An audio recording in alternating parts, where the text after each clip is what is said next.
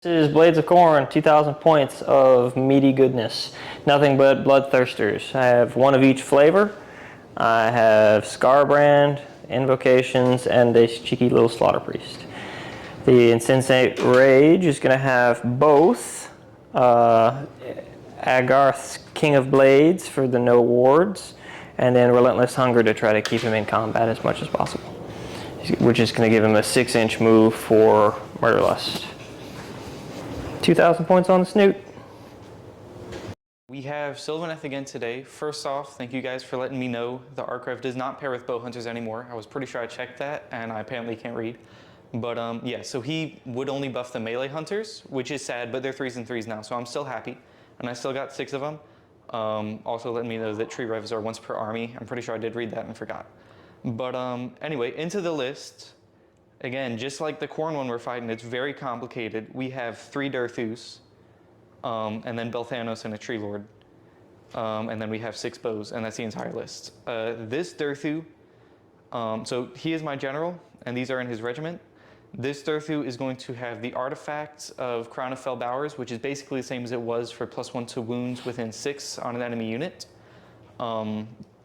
And his command trait, or heroic trait, is going to be Spellslinger, so I can have a caster to get off my Sylvaneth endless spells that I'm still playing with because I can. We'll see if they do more this time, though the Glade Worm pulled his weight last game. Yeah, other than that, that's pretty much it. First game in 4th edition with Belthanos. I think it'll be my 2nd ever with him. Also first game in 4th edition with Tree Lord Durthus. So that should be fun.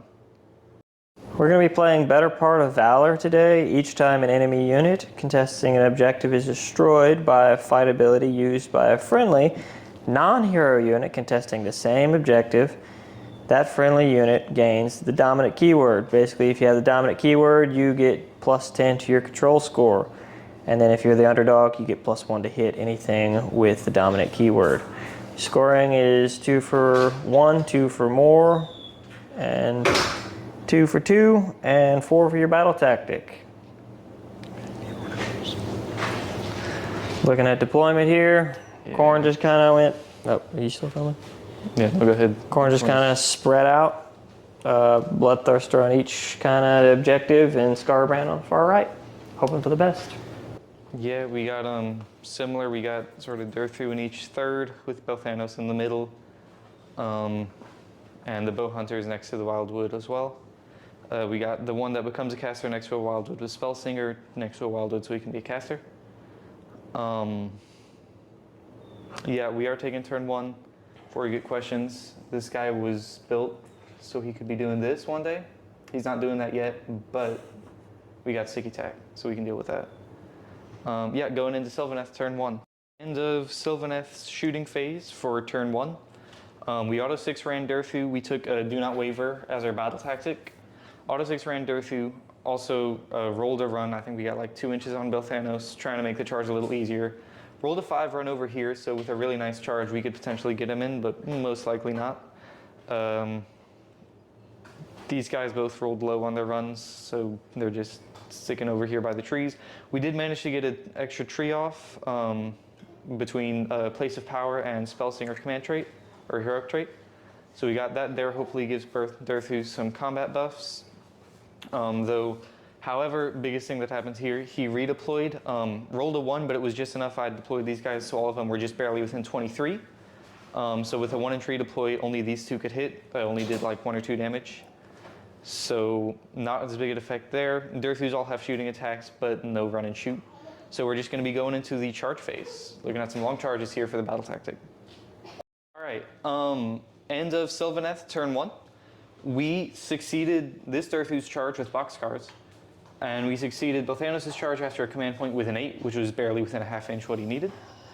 Both are outside of range of Wildwood for any strike and fade, as well as healing at the end of the turn, but Durthu was able to stay within 3 of it for +1 to hit, which helped because he was -1 to hit and wounds after the Bloodthirster's rampage, though the Durthu also did his rampage for -1 attacks on the Bloodthirster. And then the Bloodthirster proceeded to do +1 attacks from whatever their monstrous rampage is. and basically cancel it out. So lots of canceling out all-out attacks. Derthu, so he was 2s and 3s instead of 3s and 2s. Really just whiffed lots of attacks though. He didn't get any Guardian Sword attacks through, and he got 1 Massive Impaling Talon through because it crit for mortals, 1 or 2 of which were saved. Belthanos was able to hold out from the Bloodthirster, taking 8 damage, so staying unbracketed and surviving for the battle tactic, and then he did 4 more damage out of the 9 that got through from the beetle after the wards. So everything is still alive, so we get the battle tactic. We do take that objective for 1, 2, and more, and then battle tactic for a 10-point turn.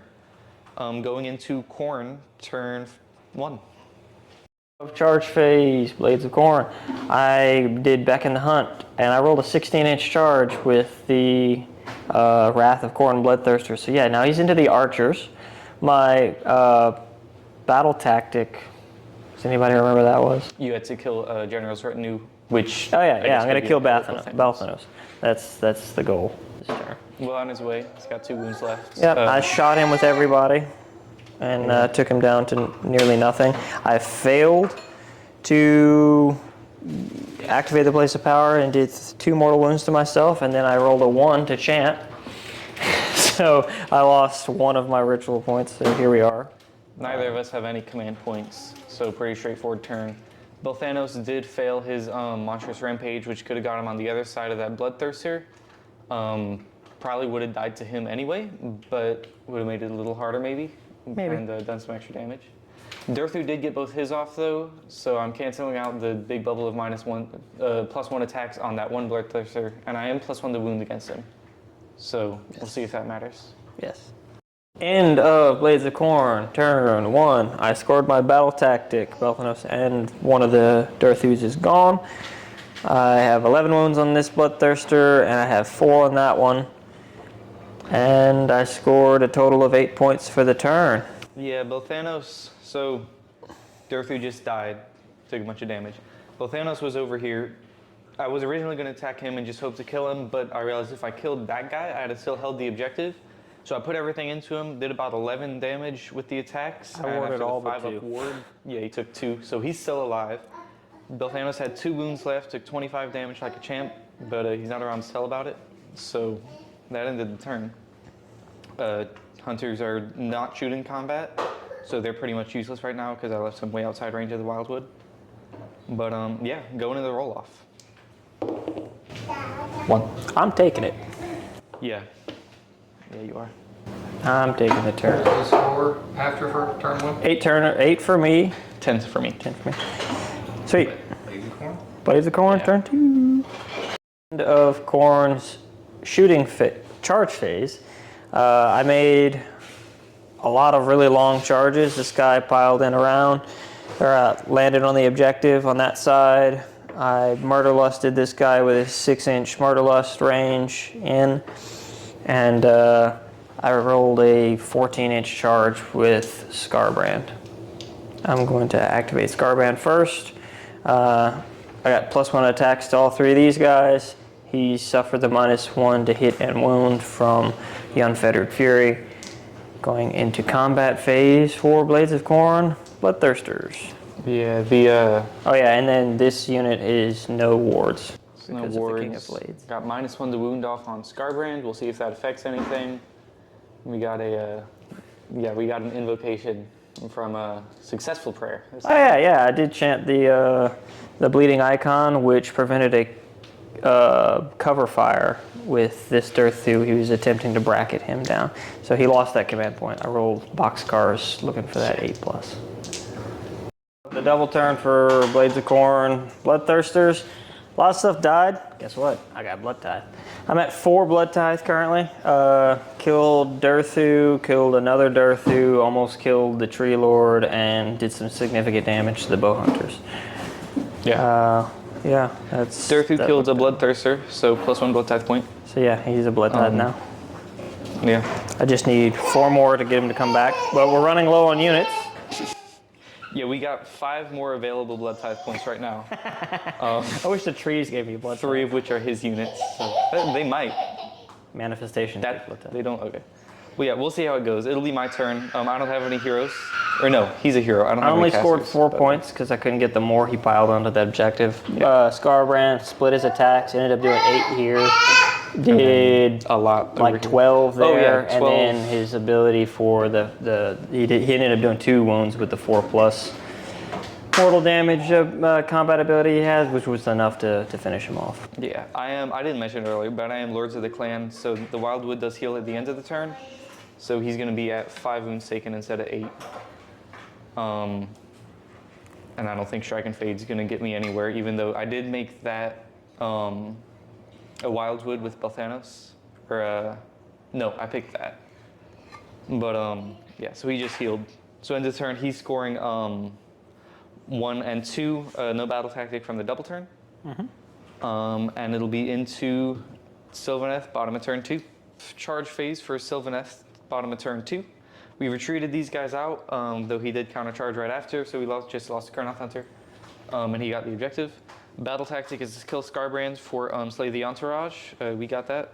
We took 3 damage from the Skull Meteor. Yeah, we did, I think, 8 damage with the Strangle Roots, and failed the 3-up roll, which doesn't really matter, but so we got an extra damage through. Going into start of the combat phase. Sylvaneth turn 2. I got more blood tie. Yep, 2 more blood ties to be exact. Yeah, bow hunters died, and Tree Lord somehow didn't kill Skarbrand's, but he died. And the trees, regular trees, took some mortal wounds. But we hold this objective still until turn 3, and thus I win the roll off. At which point I won't have a battle tactic, so I'll just take 2 more points. At the moment we're 12 to 12. I guess all we've got left is roll off for turn 3. All right, you got it. Keeping the turn order. End of the game, we talked it out from there. I would be able to score max points for the following 3 turns. I could do attack on 2 fronts, Or do charging not the waver. trees. Yeah, No, excuse just me. Yeah, do not fight. waver. Take their lands and seize the center would be very doable, and scoring max points, bringing my total to 42 for the end of the game. Yep, I'd be at 12 from that last turn. So final score 42 to 12. We were just talking about it. I feel like if he would have rolled a little bit better at the beginning of the game, there was a chance it would swing in the other direction. Yeah.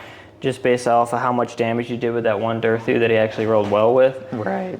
But Yeah, those guys once just the momentum rolled swung in either of the directions, it was just going to keep going in that direction. Yeah. That double turn kind of sealed it.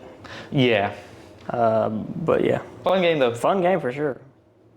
I like Durthu. I like low volume, high damage attacks, even though they're probably not as good as mob attacks. But We yeah, lots of realized fun. we messed up. I don't think it makes any effect on the game. The no wards artifact only works on heroes, so the bow hunters would have had a ward, but I don't think it was 25 damage. It wouldn't have made much of a difference. Dude, Bloodthirsters do so much damage. I'm sure so Durthu happy does they too, actually but do damage now. Oh yeah, and they're fast too. Belthanos run and charge is nice. It really does. Again, second game I ever played with him, including ones in 3rd edition.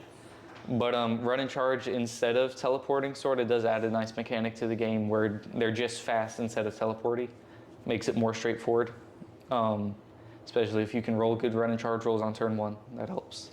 Yep. None of the endless spells did anything, which was expected. I only had the 1 caster, and I just sent him in. I was impressed that the icon, bleeding icon, did something. Yeah, that was nice. That's pretty good. I kind of wrote it off as an invocation early on. None of the invocations are nearly as good as they used to be, but that one actually has some tech. Oh yeah, I enjoy it. Yep, definitely be playing this list again at some point. Might take it to the upcoming tournament because it's simple. Don't have to think about much. Bow hunters didn't end up doing a lot based on that redeploy and then that 16-inch charge. Yeah, it's hard to plan for hard. 16-inch charges, multiple 16-inch charges. Yeah, that is the biggest downside of bow hunters is no shoot in combat. So They if a lot you of have a attacks in screen, melee, but they do have against something good like melee. Bloodthirster, 2 Bloodthirsters, Yeah. it's kind of no. pales. If you want to play bow hunters really well, a screen, preferably probably Gossamids, is most likely the way to go. No Archive. But yeah, still fun, still enjoy it. Still need to think about Strike and Fade and such and playing around your auras. Belthanos also giving few or no caster armies, ways of getting more wildwoods is nice. Very nice. But yeah, that's maybe 8th game of 4th edition for me. Still nothing but Sylvaneth, still fun.